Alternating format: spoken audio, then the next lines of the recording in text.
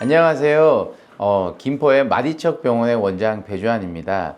오늘은 가장 흔한 질환 중에 하나인 방아쇠 수지증, 방아쇠 손가락이라고 하는 질환에 대해서 좀 알아보고요. 그리고 그에 대한 예방법이라든지 치료에 대해서 설명하는 시간을 갖도록 하겠습니다.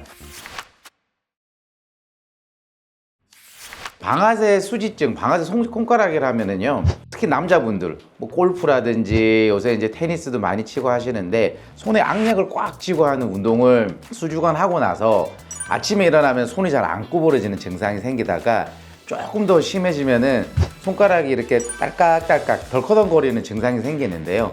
그게 이제 마치 권총 방아쇠를 당길 때처럼 손이 좀 덜컹거린다 해서 방아쇠 당길 때 같은 그런 증상이 생긴 데서 방아쇠 수지증이라는 불린 증상입니다. 의외로 굉장히 요거는 여자분들도 요새 운동을 좀 많이 하시고 또 이제 특별히 운동을 하는 건 아니지만은 집에서 이제 손을 반복적으로 많이 쓰게 되는 주부분들, 그리고 좀 나이 많으신 어머니들도 흔하게 좀 생기는 거여서요. 요 질환을 갖고 있는 분들이 가족분 중에 아마 한두 분 정도는 있을 수도 있습니다.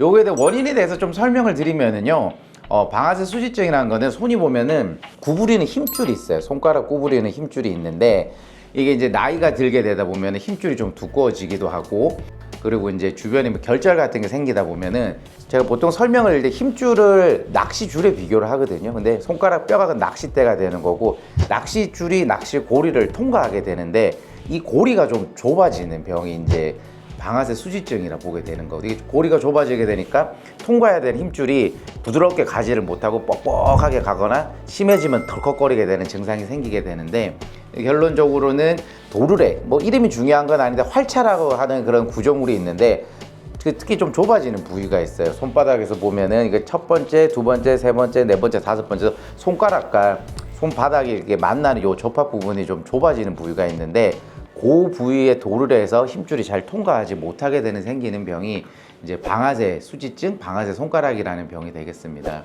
이런 이제 방아쇠 수지증이 생기는 원인은요, 주로 이제 좀 퇴행성이라고 볼 수 있죠. 그러니까 장시간 이제 손을 많이 쓰는 업무를 하신다든지 운동을 하다 보면은 힘줄이 좀 두꺼워지기도 하고, 그리고 도르래 자체가 또 좀 딱딱해지면서 굳는 형상이 좀 생기게 됩니다. 이런 것들이 방아쇠 수지증을 일으키게 되는 원인이 되게 되는 거고요.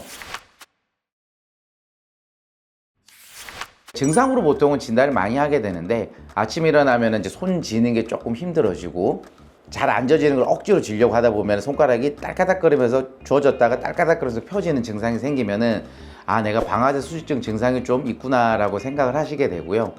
병원에도 이제 진료를 보러 오시게 된 환자분들도 보면 우선은 임상적인 이런 증상과 진찰만으로도 어느 정도는 이제 방아쇠 수지증을 진단할 수가 있고요. 그리고 요 부위에 이제 초음파 같은 걸 보게 되면은 실제로 이제 어느 정도 눌렸는지에 대해서 정확하게 확인을 좀 할 수 있는 방법이 됩니다. 이렇게 간단하게 진료와 초음파 정도로 방아쇠 수지증을 좀 진단을 할 수가 있게 되고요. 초기에는 심하지 않을 때는 이제 여기 스트레칭 하는 그 재활 치료를 하게 되는데, 집에서도 근데 간단히 할 수 있습니다. 보면은 구부러졌다 폈다가 주로 덜컹거리다 보니까 구부러지는 반대 방향, 손가락을 이제 손등 쪽으로 좀 뒤집어지는 운동을 하는 거죠.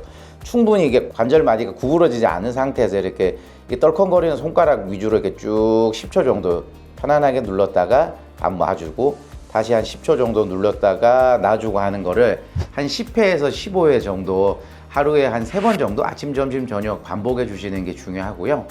사실은 그거보다 더 중요한 거는 원인을, 그러니까 방아쇠 수지 생기는 원인을 없애는 게 중요하기 때문에 손을 과도하게 악력을 쓰고 있는 그런 활동을 좀 줄이셔야 되는 거예요. 예를 들어서 뭐 최근에 내가 골프를 시작을 했는데 네 번째, 다섯 번째 손가락이 좀 딸깍거리기 시작해서요. 요런 이제 말씀하신 분들 많거든요. 남자분들 중에는. 그러면은 사실은 아까 스트레칭을 하더라도 운동을 안 쉬고 계속 하게 되면은 그렇게 증상이 일찍 호전이 보이지가 않습니다. 그래서 초기에 만약에 증상이 생긴 지가 얼마 안 되셨다 하면은 좀 손을 좀 쉬어주는 게, 손을 쉬어주는 게 가장 중요한 치료법이 될 수 있고요. 손을 좀 쉬다 보면은 힘줄 주변에 생겼던 부종이나 이런 게 좀 가라앉게 되거든요. 그러면서 좀 이제 다시 공간이 확보가 되면서 증상을 호전을 보일 수가 있게 됩니다.